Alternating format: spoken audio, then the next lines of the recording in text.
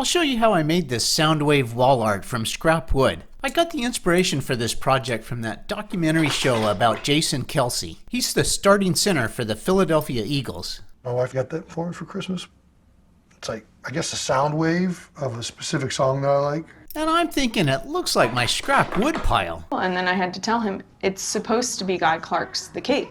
Heck yeah, now there's an idea for my next scrap wood gift project. But I need to come up with a good song or quote or something, so I go to my wife and I ask her, I'm looking for an inspirational quote, but it can only be like 2 or 3 words long. How about The Road Not Taken by Robert Frost? That's perfect, thank you.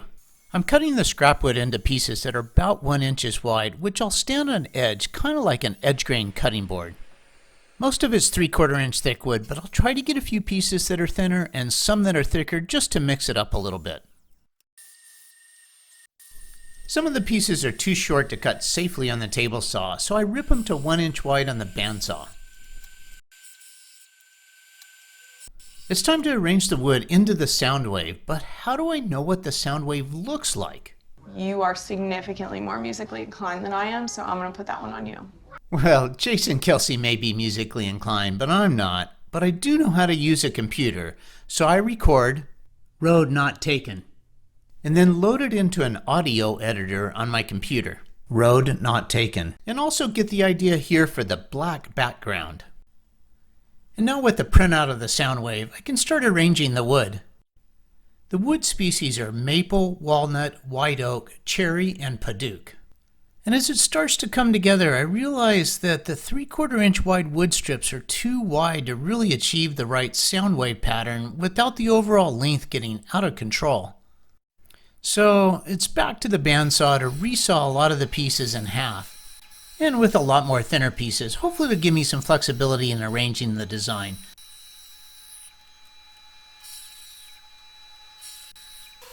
The planer works good to clean up the rough sawn edges.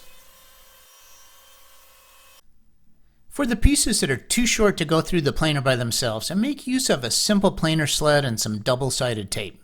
Working safely with short cutoffs left over from other projects can be a challenge with some power tools, so it's good to know a few tricks.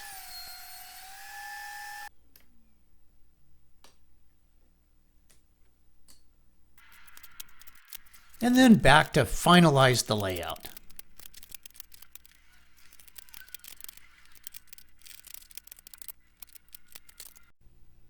After marking some lines to keep track of it all, then I start the glue up with each section individually.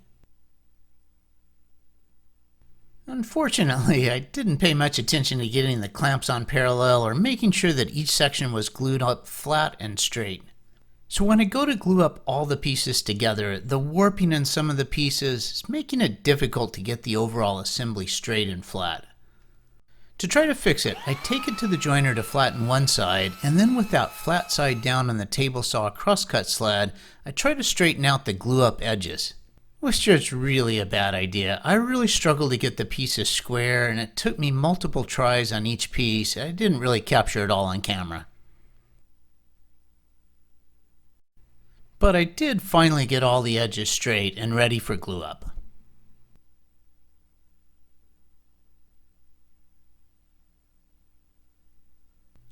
I don't want the black dye in the epoxy to stain the wood, so I seal it with shellac.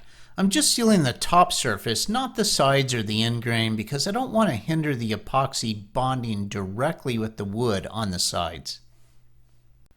I'm using 3/4 inch white melamine to build the form for the epoxy pour.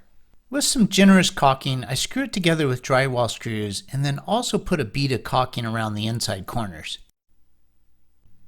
When the caulk is dry the next day, I spray it with mold release, and I'm doing this outside because I don't want the overspray of this stuff all over the wood in my shop. I'm using these silicone baking cups so the hold down sticks don't get glued to my workpiece. Just making sure that it's pretty well centered and square to the form, but when I go to clamp it down, it keeps moving. That mold release stuff is pretty slick. I did the best I could, but I found out later I didn't get it square to the form, so it's an issue I'm going to have to deal with after the epoxy is dry. So I bought just about the cheapest epoxy I could find online that was rated for deep pour 2 to 4 inches. I'll leave a link in the description. I got this stuff for $75 for 1.5 gallons, about $50 a gallon. Some of the popular brands can be as much as $100 or $150 a gallon.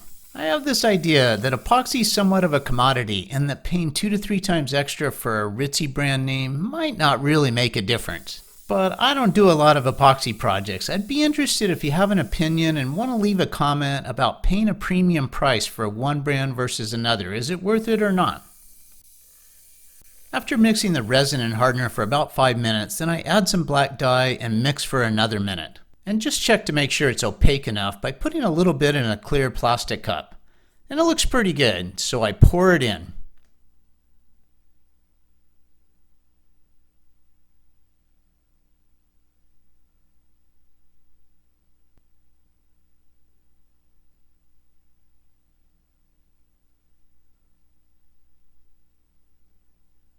My plan was to use my plumber's torch to pop the bubbles, but I discovered at the last minute that I'm out of butane. So I tried this heat gun that I have, and it works okay, but it really just blows too much air. Going to my next backup option, I grabbed the creme brulee torch from the kitchen, and it works great. I didn't seal the edges of the wood, so there are some bubbles from the outgassing of the end grain that I have to monitor on and off for the next couple of hours. Yeah, this is a space heater, and applying heat at this time is completely inappropriate, but just happens to be the only small fan that I have handy at the moment, and I'm using it on the fan only setting just to make sure the epoxy doesn't overheat while it's drying.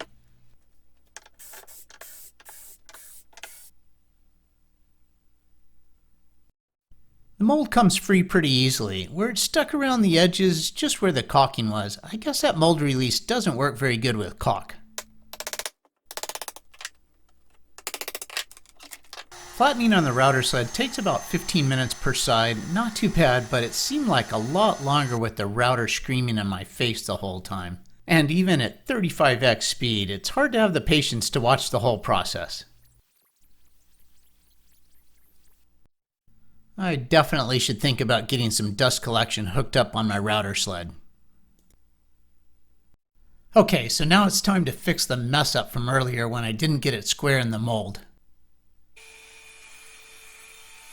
With the straight edge clamped on at just the right angle, then a circular saw works pretty good to straighten up the one side. Then I can just trim up the other side parallel on the table saw, and then use the crosscut sled to square up each end. It's requiring a lot of sanding to clean up the router marks. See these lines of chip outs, which I believe are caused because I moved the router too fast. Yeah, definitely 35x speed was too fast for the router sled. So I just use a trim router with a simple round over bit for all of the edges. And I set up the router table with a keyhole bit to cut some grooves for hanging it on the wall. I put these exactly 16 inches apart.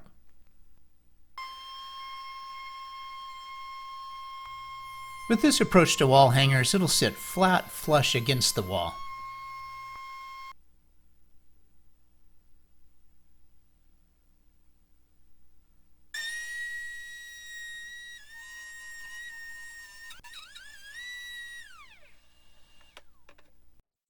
For the final sanding, I use progressively finer grits until I get up to 220 grit.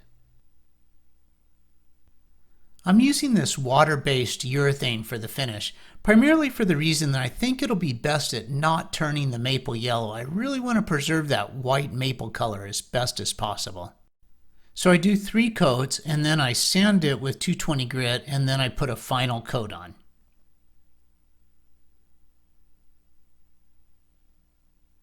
It gives a nice satin finish to the black epoxy and still leaves some wood grain texture. Thanks so much for watching, and if you think I've earned it, it'd be great if you hit that thumbs up like button and consider subscribing.